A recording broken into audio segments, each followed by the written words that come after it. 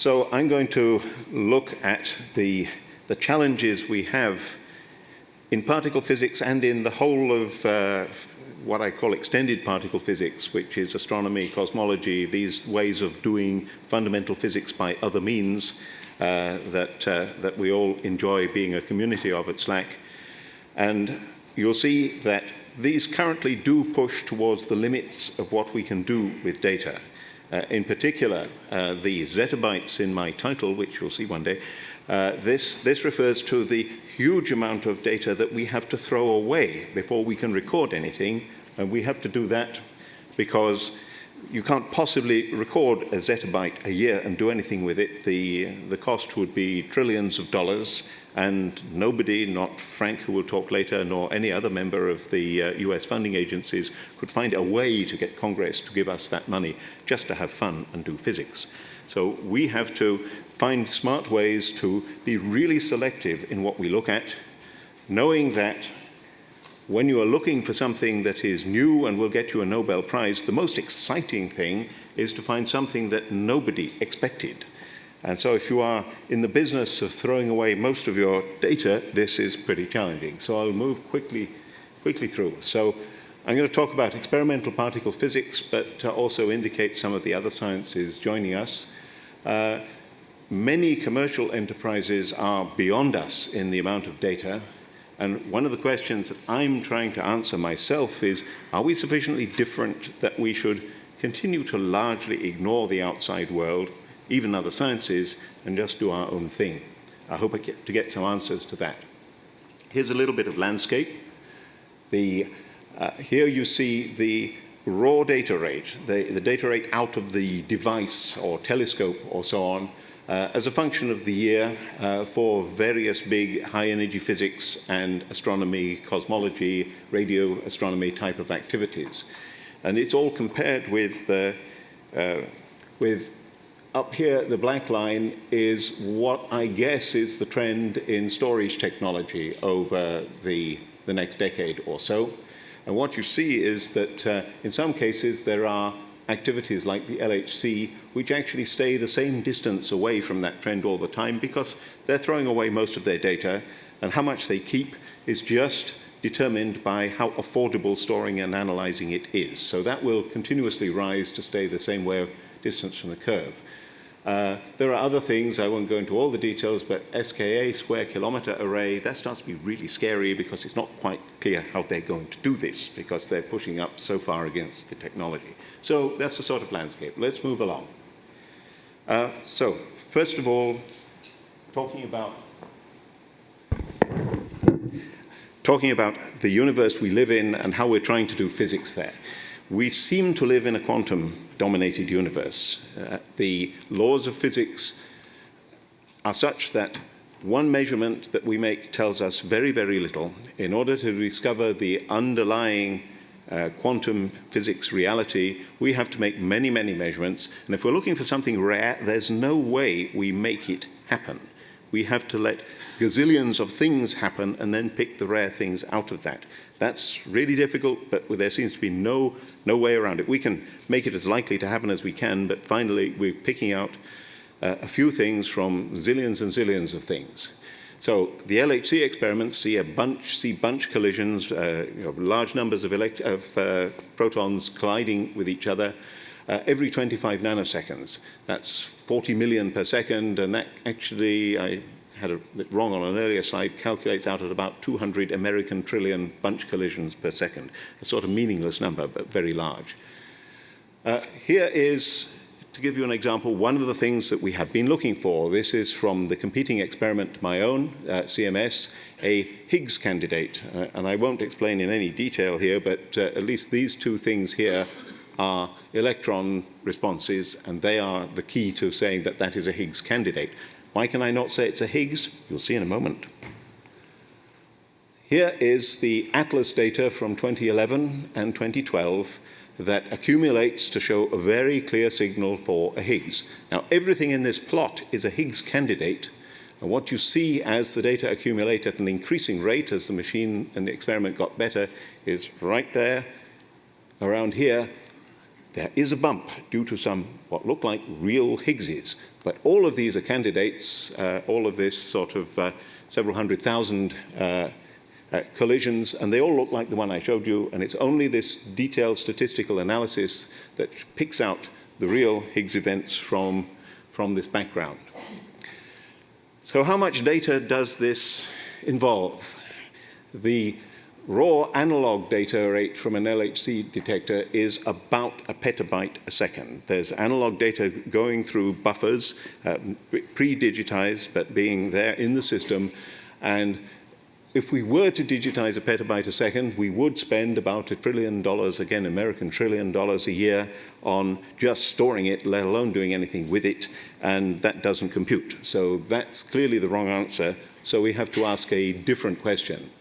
And looking at the sort of questions we have to ask in this sort of physics, where you have data rates that are way, way above anything that you could possibly handle, you really can't say what are your data handling and computing requirements. What you have to say is, what could you do with what you can afford, and being as smart as you possibly could? And that's the right question, and that's the way we go forward.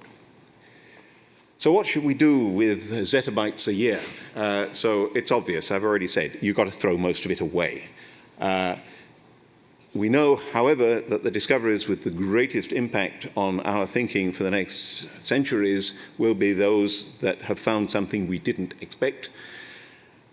So it's a little bit tricky because we have to also learn how to expect what we don't expect, but of course we're very smart so that we can convince the funding agencies that this won't be a disaster. But we really do throw away 99.9999% of the data before writing it into persistent storage at 7 petabytes per year. And I'll run quickly just to show you that there are big systems that handle this real-time throwing away. This is a block diagram of the CMS data acquisition system. This is a non-block diagram, some pictures of parts of the Atlas data acquisition and real-time filtering system. And actually, if you look carefully, you see there's a very old Dell machines. I think they've all been thrown away by now, but it's a bit of an old picture. There's a lot of hardware there that does the real-time filtering. And then what you come down to is something that is still not sufficient to do physics. And one of the reasons are that understanding the fundamental physics means understanding what happens to that fundamental physics on the way to actually being observed. And many non-invertible transformations happen. Physics itself has these. When you have quarks produced or a Higgs produced, you don't see a Higgs, you see some products of this. When you produce quarks, you don't see quarks. You see sprays of stuff going into your detector. These are non-invertible transformations. Similarly, your detector is highly imperfect because it's made of millions of components, all dirt cheap to add up to very large numbers of dollars, but all dirt cheap. The software is always imperfect. It couldn't possibly be perfect. All of this transforms the physical reality into something that you measure, and you can't invert that transformation. You can only put your hypothesis through the transformation by simulation. And simulating the needle is, of course, very easy, but you also have to simulate the haystack, or else you don't know what you're doing. And so this becomes a major computational and data storage activity in addition to that for the real data. So what happens when you've got the simulation and you've got the real data? Well, here's just a diagram of processes and the way data finally stream down to the places where they can be analyzed by people by comparing the data here with the simulation here. Won't go into details about this, but there's a whole worldwide complicated system that does this. This data-intensive processing and physics analysis is done at about 100 computer centers for Atlas, and plus for the final analysis around 1,000 universities worldwide. So as soon as you say 100 computer centers and you realize we're big, but we're a small fraction of the size of Google or anything like that, why are we crazy enough to do everything with hundreds of computer centers when it could indeed all be done just by one big computer center in the Columbia Valley, close to some hydroelectrics and nice and cool? Why not? The answer is, of course, that we are a global distributed science and we collect global distributed money, And everyone will pay for something in their own country. So if we wanted to restrict the Atlas experiment to being computing in the US, we could get the 21% of the dollars that are contributed by the US to that experiment, but we wouldn't get anything from anybody else. So we'd go down by a factor of 5, in fact, in the amount of computing we could get. It's more complicated to do this worldwide, but it also brings some major advantages. It does bring in the intellect, not just in final physics analysis, but in how to do all this massive data processing from people worldwide. And it couples us into many opportunistic access capabilities in many countries. One great feature of having 3,000 physicists in Atlas, all of whom never sleep, is that we can fill any computers that anybody gives us, and if anybody has any lying idle somewhere in the world, we can spread out into those as well. Just numerically, these are not very large numbers, but the LHC program uses around, this is 2012, 300,000 cores, and well, big, but not big, and around 200 petabytes of disk, plus there's tape in addition to this. And I'll quickly tell you about the conundrum, but I've already indicated some of the reasons why this is so. We only take a few petabytes of raw data a year, but we fill up 200 petabytes of disk with no trouble at all. This is partly because of this simulation need, which generates more data than the real data, and also because of the many derived data products that we have that are the ones that people actually do the physics analysis on. And derived data products are produced by software, and the software changes all the time, and so you keep on having to make new versions. And yet, this is a lot of data, so a student doing their PhD takes 2 years to complete the data analysis, so you can't throw away the old versions that they're looking at. And finally, all your disks get full worldwide, even if you have hundreds of petabytes of disk. Moving a little bit more into the why are we different, or why should we really try to find the best solutions that Google or eBay or anybody else are pushing and just latch onto those, or do we have to think of ourselves as different? And again, I don't know, but some of the reasons we are different is we have long timescales. Google has changed immeasurably on the timescale of an LHC experiment, for example. Multi-decade projects, multiple funding sources for one project, seem to have got this reorganized and slightly wrongly, but the LHC was originally proposed in 1984, at least the project leader says that's true, approved in 1994, first data taking in 2008, and in 2028 it'll probably still be yielding physics. It's a really, really long timescale, and the computing essentially started in 1994 with detailed planning and modeling, and then software being written. As Anders and Jacek said, there is limited top-down management. I might have hundreds of people working for me as an Atlas computing coordinator. I can't fire any one of them. However, when I was at SLAC and running computing, I had 100 people working for me, and I could have fired any one of them, if not all of them at once, which would have been a bad idea. It doesn't actually make any difference. When people are motivated and they want to do the science and they want to advance their careers, they can be managed by giving them opportunities rather than by telling them what to do. And one of the things you learn very rapidly as a scientist trying to lead other scientists is you really aren't smart enough to do this. You just have to try and help them to do the things that they can do.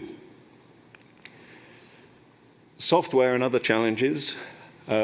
Distributed computing is a massive headache. As I said, we need to do it for funding and sociological reasons, and it's great fun, and it's very successful. I haven't showed you any of the details of how we do worldwide data flow and data processing, but it's very successful. But it does burn up tens of people continuously for ongoing development and many tens of people continuously for ongoing operation. And it's sort of okay for a 3,000 scientist collaboration, but it's horrible to think about inflicting some of our solutions on smaller science, like some of the activities at LCLS, at SLAC, for instance. So there are things we have to understand here about how to make this more sustainable and cost less. And of course, we're working on it. We have our own, hard to believe, but when we write data to disks and tapes and so on, we have our own persistency mechanism. We write everything in C++, we have done for several decades, so it's all object-oriented stuff, and the objects get persisted onto physical media in a way that is all our own. We don't even use anything from other branches of science. And we really do wonder whether this is something to continue to adopt for the next 2 decades.